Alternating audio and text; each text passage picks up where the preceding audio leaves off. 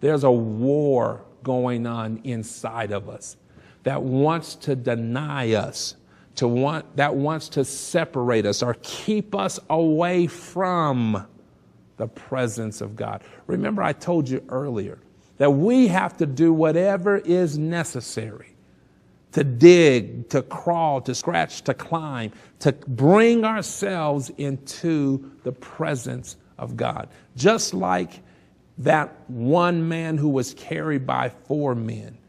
Those 4 men did whatever was necessary to climb up to the top of that roof of the house where God was present, where Emmanuel, Jesus, was present, so they could receive their healing. I don't care what is in our way, what conflict, what battle, what warfare we are facing. We have to recognize we have to be prepared to fight. Watch this. Here's the big point here. We have to be prepared to fight, even if it means fighting myself, fighting me, fighting inside of me, the conflict, the real war. That's where our greater challenge is. Let's look at verse 20. Romans chapter 7, verse 20. Now, if I do that, I would not. Look at the latter part of this there. See that? Now, if I do that, I would not. It is no more I that do it, but sin that dwelleth in me. All right?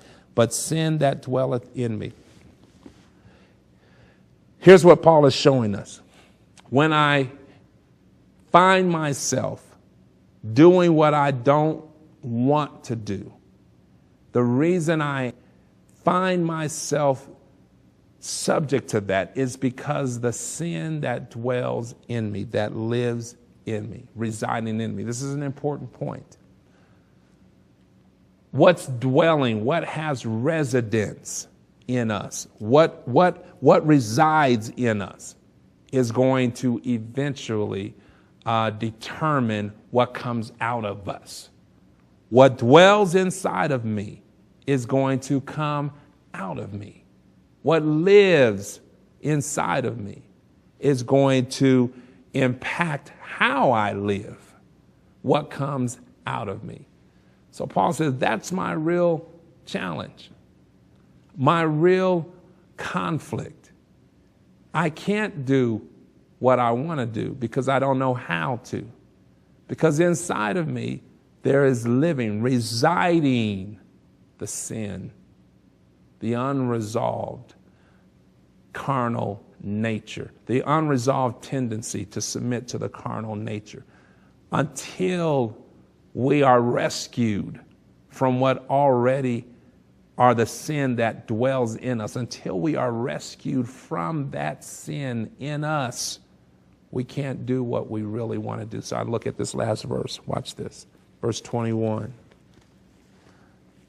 I find then a law. When I would do good, evil is what? Present with me. So here's the core, the crux of the teaching point here. If God was all that was present, then we wouldn't have a problem.